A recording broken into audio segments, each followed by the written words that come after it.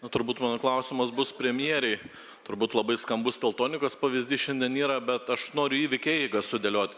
Prieš 2 metus prezidentūrai buvo sutikimas, vyriausybės atstovus, politikų, ir tada jau vyriausybės atstovai pasakė, kad iš Lietuvos Amerika vilioja įmonės įsikelti į Ameriką. Kažką reikia darytis, kažko reikia imtis. Tada už kelių mėnesių keli komitetai buvom nuvykę į Marijampolę pas verslo atstovus, kurie vykdo plėtrą.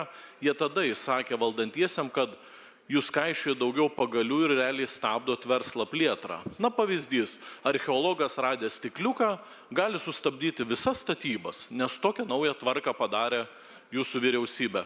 Ir dabar išgirdant Teltonikos pavyzdį, mes sužinome, kad jam taip pat buvo siūlymai įsikelti į Ameriką.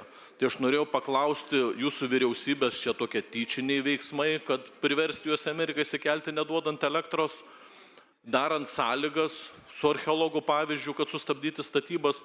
Tai koks buvo tikslas viso šio dalyko? Nes pasakyti, kad jūs nežinojote, nematėte, negirdėjote, kažkaip neįtikinamai skamba. Tai kodėl taip elgėsi jūsų vyriausybė? Ačiū.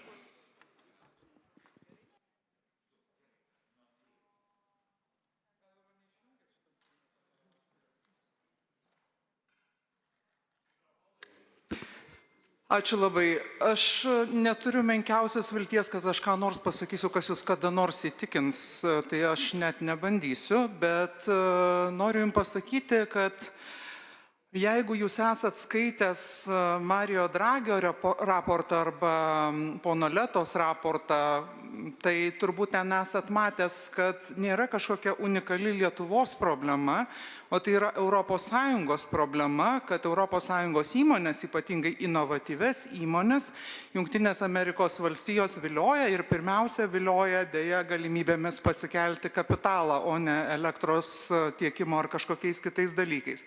Tai visko būna, kai yra vykdomi dideli projektai, visko buvo ir anksčiau, ir dabar visko būna. Tam, kad to visko būtų mažiau, mes esame inicijavę ne vieną įstatymo pakeitimą, kuris būtent ir leidžia procesus ir procedūras paspartinti, bet akivaizdu, kad kada tai reikia įgyvendinti ant žemės, ištinka visokių dalykų. Aš tiesiog noriu jūs patikinti, kad vyriausybės kanceliarijoje, tiksliau sakant, mano patarėjų būryje buvo žmogus, kuris buvo asmeniškai paskirtas koordinuoti arba stebėti, kaip vyksta sąlygų derinimas būtent šitai įmoniai, ir taip buvo tam tikrų problemų.